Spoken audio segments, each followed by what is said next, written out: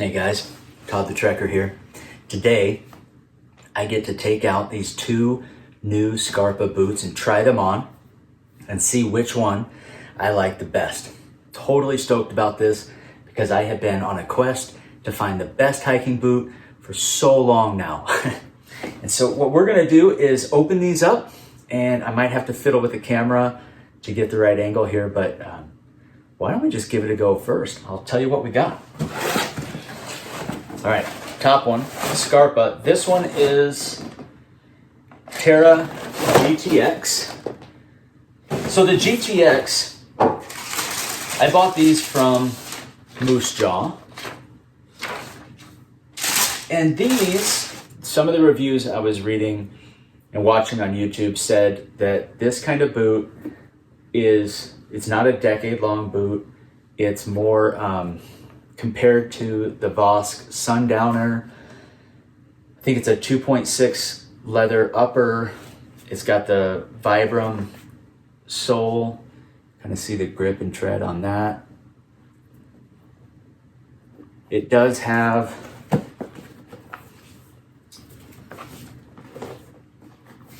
forgive me, I forget what we call that, but where the tongue is sealed to the side of the boot.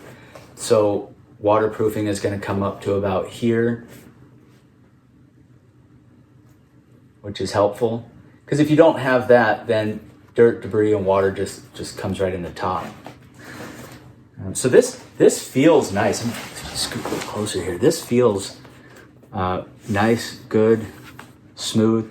Now it does have this inner seam, which reminds me of the Merrell Renegade. But the Merrell seam was way down here, which I thought was so odd because every time you kneel, that's where it's going to bend.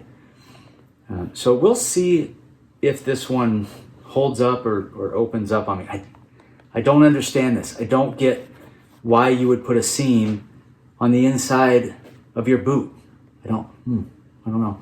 But in all my reviews that I watched on YouTube and whatnot, nobody said anything about that. And they all seem to be holding up just fine. Still got the stuffing in there. If we can get in there and see the inside of that at all. Little stitching there on the inner edge, but don't expect that to be a problem. Comfort fit sole. I'm excited to get this on my feet. But what I'll do is let's just keep this running and I'll show you the other boot. So this guy is the Scarpa SL Active. This is a beast of a boot. Check this guy out.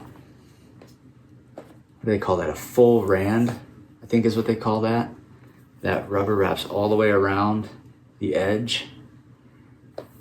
Nice upper, and then this part is, I believe, made to be flexible for your ankle. And then of course, flexible for the top. This one is much heavier. This Terra GTX is Gore-Tex for waterproof, is significantly lighter. See those side by side. You can tell I got to type. So this one does connect here as well. I should look up, this feels almost suede-ish. I don't know what exactly the material is there. The leather obviously stops here, and then again up here.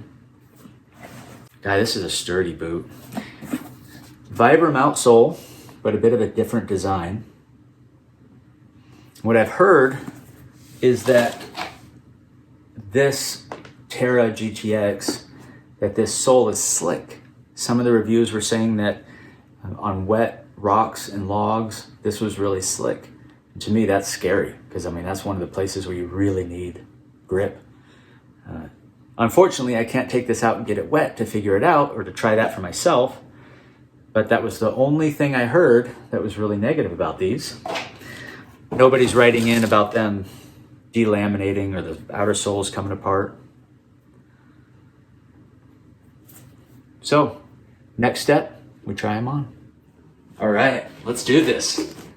Scarpa Terra GTX. These are a full grain upper leather.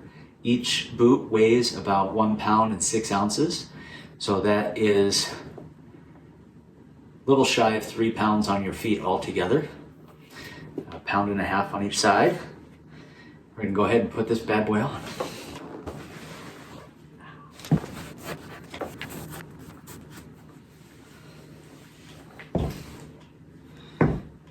Good and snug. It feels initially like a bit of a narrow fit, much more narrow in the toe box than the Keens are. Let's go ahead and get them balanced out.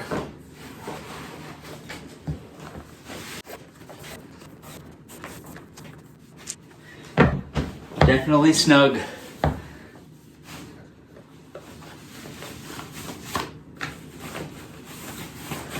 No, that's not the way I hike. I just want to be able to see the boot.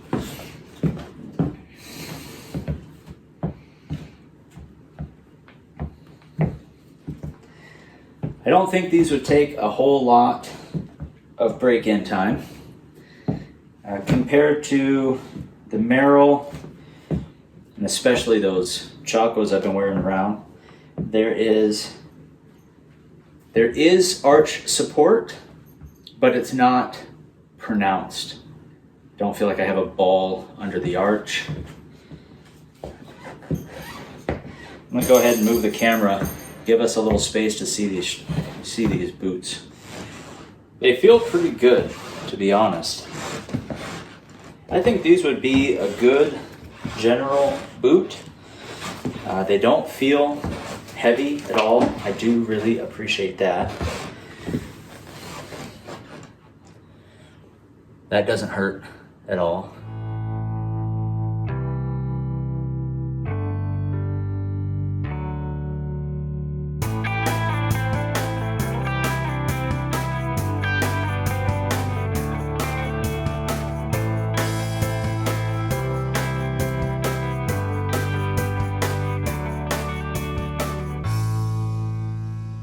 All right, these Scarpa Terra GTX are pretty good feeling boots. I already feel comfortable in them. I've walked around the house, up and down the stairs, let the dog chase me around a little bit. These are good feeling boots. I really like them. Walking around the house, I can already see where the leather is going to stress if I was to keep these. I would definitely be taking care of the boots, which I've said I enjoy doing. This inner seam doesn't seem to flex when I'm moving up and down the stairs or kneeling or anything like that, so I don't think it would be a problem. So far, what I like about these is that they're lightweight. It would be an easy break-in. They already feel comfortable. They are waterproof. These are, generally speaking, these are the kind of boots I would look for if I was going into the store. When I first got into hiking, I told myself, I want to go down, I want to buy a $200 pair of boots because I equated value with expense. And that's not always quite right, but generally speaking, with these boots, what I have found is that you get what you pay for. So enough rambling about these. Let's break out the Scarpa SL Active. My first impression were big boots.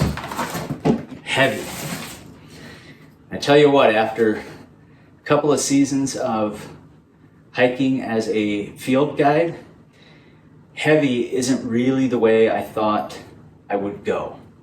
I really figured that down the road I would always stick with lighter shoes, possibly working my way into those trail runners. So this would definitely be a move in the other direction. Now, I know, put them on. The thought that I had is that hiking in the Olympics was noticeably different than hiking out here in Idaho. The drier climate, the rockier terrain. I've done the hiking in just the Chacos out here. It's not the same as Chaco hiking in the Olympics. It's just a lot more dry here. It's a lot more I don't want to say rugged per se, but yeah, I guess so. I mean, it's Rocky Mountains, right? So that being said, I came back home and kept hiking with the Clearwater Trekkers. I was like, it's just a different kind of trail, and I like having a boot. So what I'm trying for here is an investment that I can be with, that I can have on my feet, break in, and really make last. So that if I choose this boot, big and heavy, that I'll break it in, that I'll wear it for the next 10 years. That's what I'm looking for if I'm gonna go, you know, big hog like this. Let's get it on, see how it feels.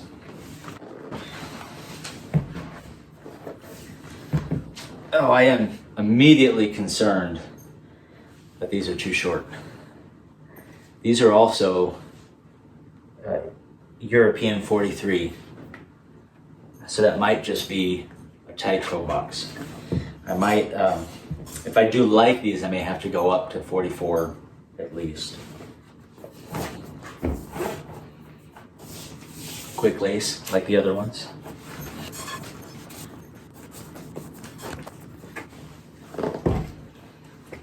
Whew.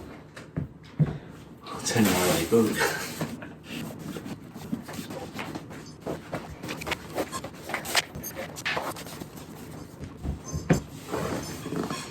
Wow.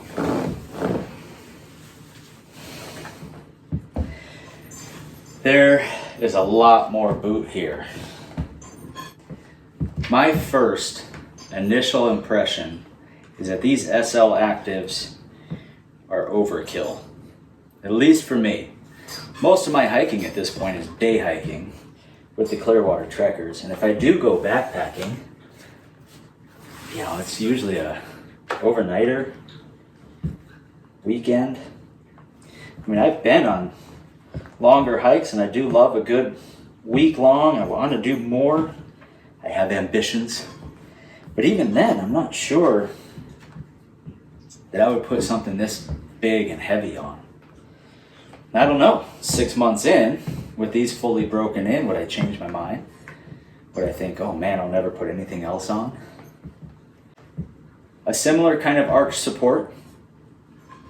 It's not pushing into my foot, but it's definitely there. I feel very supported all the way around.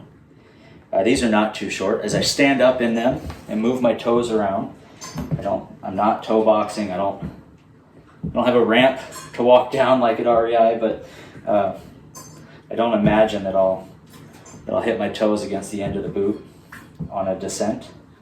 The heel feels a little bit spacious. I feel like I've got some room back there, which of course that just means that there's a potential for blisters if I have too much space back there. As I was doing the reading on these, there's definitely a break-in time. So while this doesn't hurt, it's not digging into my foot, I know that these boots are meant to take some time to break in, wear them around a lot. The idea is to break them in before you take them on a long hike, otherwise you're probably going to hurt yourself. All right, let's do some walking around.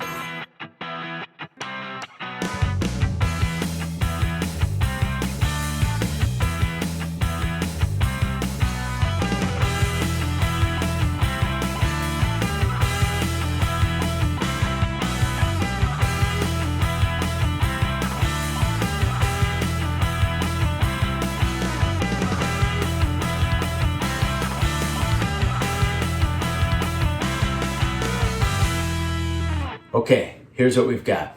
I'm out of the boot so we can pull them up side by side and do a little bit of a comparison. I pulled up the website so I can get some specs and be a little bit more clear.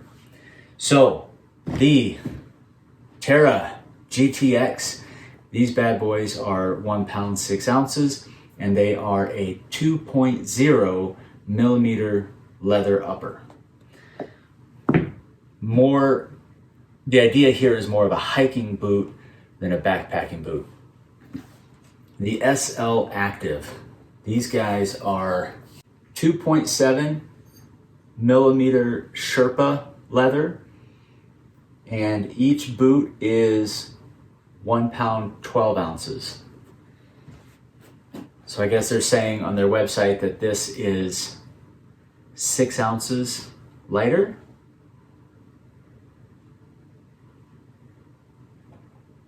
Half a pound? I don't know, I would have thought closer to a pound difference, but on my feet, these are noticeably lighter. So at this point, if I was in a store, I would probably go with these, the Terra GTX. They're lighter, they were more comfortable putting them on, so that means there's going to be less of a break-in time. The things that would hold me back is that there's no protection on the toe, and that's just going to get scuffed up and beat up quick. You hit roots, you hit rocks, hit the heel of your other shoe. So I know that that's going to get roughed up pretty good. These outer soles, I always have this underlying fear that it's going to delaminate, like it's just glued. You know, I'm always worried that these things are just going to fall apart. This full rand, I kind of love it and I hate it. On the one hand, it makes me feel like this boot is going to hold together really well, that I'm not going to get leaking going on here. The toe is protected. For what it's supposed to be, I really like that. On the other hand, it just covers up all the nice leather. Aesthetically, I don't like it as much. But I look at it and I think, you know, that's a good layer of protection.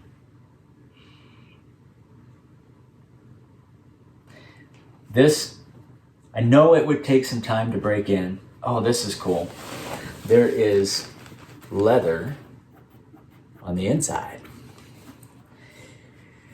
You know, and maybe that's what I'm looking for, is that commitment. Like I need to commit to the boot as much as the boot is going to commit to me. Maybe. This is what they call a backpacking boot, and this is a hiking boot. Now the reality is I do a lot more hiking than I do backpacking. So I may just have to wear these around the house a bit longer. Try them out a little bit. Try not to get them dirty or anything like that. Obviously can't take them out of the house.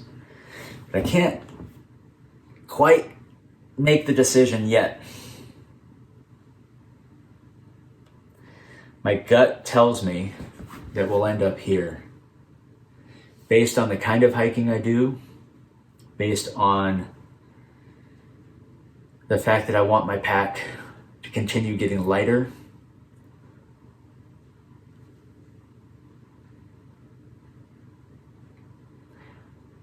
I have a feeling that if this is a good quality build,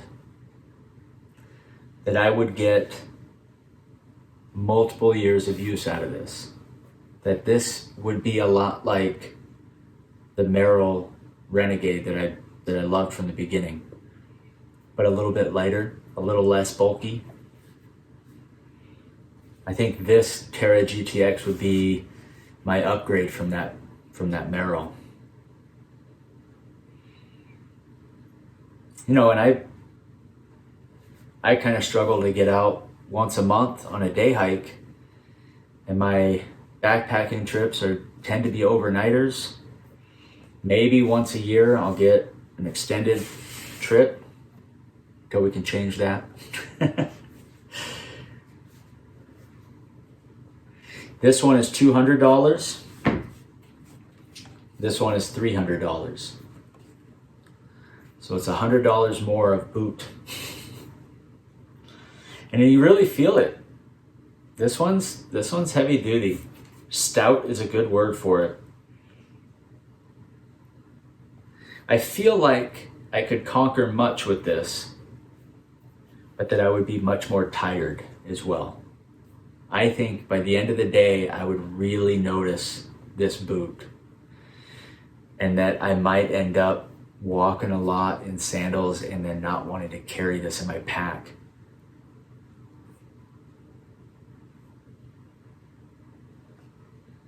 It's It's a beautiful shoe though. What would you do? 1 pound, 12 ounce backpacking boot, 2.7 millimeter Sherpa leather, high ankle, strong support, connected tongue, Vibram outsole. I do like the design of that outsole. A little bit of leather on the liner inside.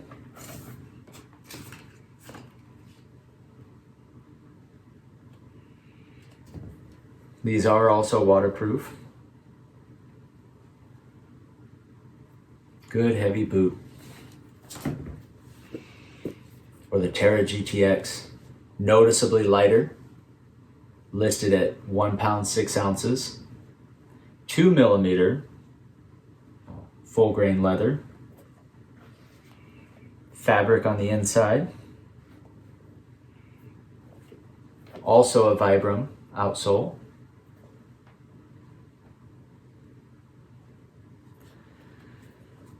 That slick surface complaint does concern me a bit. The last thing you want to do is slip and crack a knee on a rock or a head. This stitch bothers me a little bit, but it does feel good on my feet.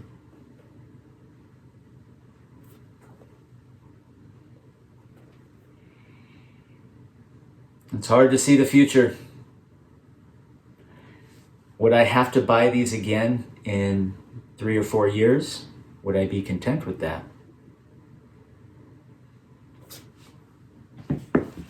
Would these last 6 to 10 years? Would I become happier with them as I broke them in? Or would I regret this $300 boot weighing me down, holding me back?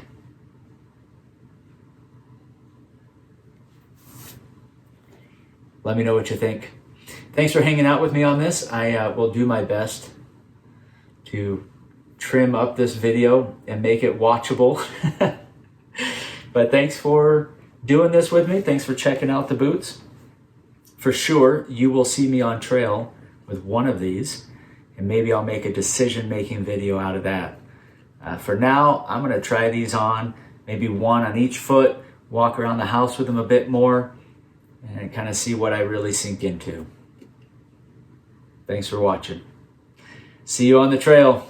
And as always, seek the clear water.